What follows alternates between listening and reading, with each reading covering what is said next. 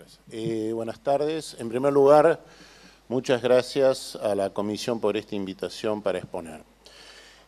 La cuestión que se plantea acá es si el proyecto que se está tratando sobre despenalización sería violatorio del derecho a la vida, reconocido en el artículo 4.1 de la Convención Americana y en otras disposiciones constitucionales.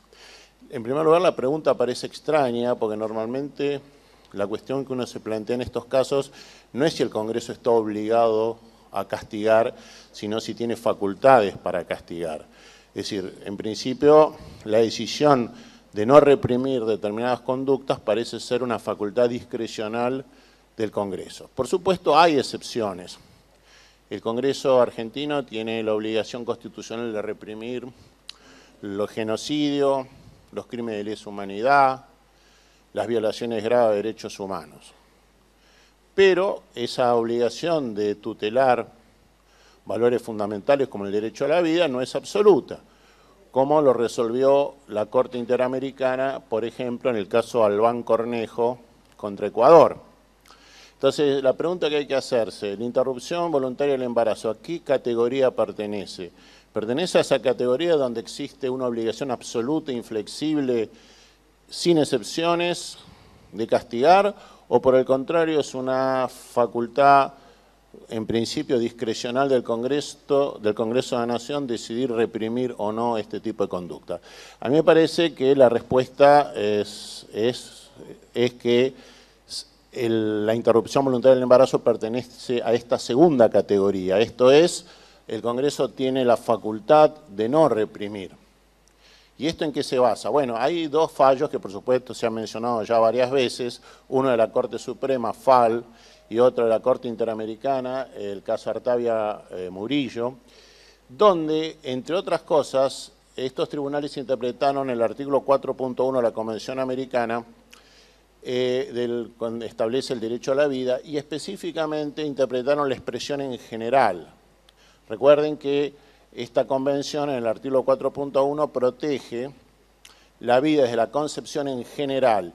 Y la conclusión de ambos tribunales, basándose en los antecedentes de esta norma, es que no existe una obligación absoluta de proteger el derecho a la vida. Por lo menos no existe una obligación absoluta de proteger a la vida mediante la utilización del derecho penal.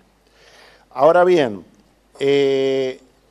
a esto cabe agregar lo siguiente. A diferencia de los casos delitos de lesa humanidad, delitos de genocidio o graves violaciones de derechos humanos, acá lo que tenemos es un conflicto de derechos. Por un lado, podríamos hablar, por supuesto, que la vida prenatal debe ser protegida, pero por otro lado, los derechos a la autonomía y a la integridad física y psicológica de la mujer también.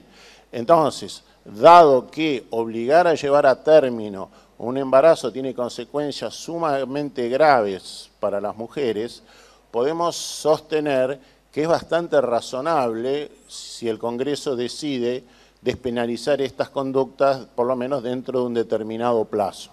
A esto cabe agregar, por supuesto, la circunstancia de que la represión penal de la interrupción voluntaria del embarazo ha demostrado ser un fracaso. Entonces, esta circunstancia también es un argumento adicional para decir, dentro de las amplias facultades que tiene el Congreso de la Nación para fijar la política criminal, se encuentra la de decidir no penalizar estas conductas y utilizar vías alternativas para evitar la interrupción voluntaria del embarazo. Es decir, el derecho penal, como ustedes saben, es la última ratio, es la medida más extrema que puede usar el Estado, y cuando resulta irrazonable utilizar el derecho penal, como parece ser este el caso, el Congreso de la Nación no tiene ninguna obligación de utilizar este mecanismo. Por lo tanto, yo concluiría que dentro de las facultades que la Constitución Nacional le reconoce al Congreso de la Nación en el artículo 75, inciso 12, la facultad de dictar un código penal, se encuentra la despenalizar este tipo de conductas, y si así lo hiciera, Argentina no estaría violando ninguna cláusula constitucional ni ningún otro compromiso internacional que haya asumido el país. Eso es todo y muchas gracias. Muchas gracias.